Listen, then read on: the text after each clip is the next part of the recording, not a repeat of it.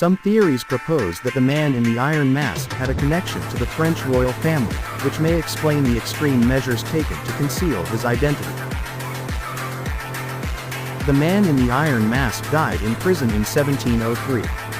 His death certificate simply listed him as Marchiali, without revealing his true identity. The mystery of the man in the iron mask has fascinated the public for centuries, and it continues to be a subject of historical research, novels, films, and other forms of popular culture.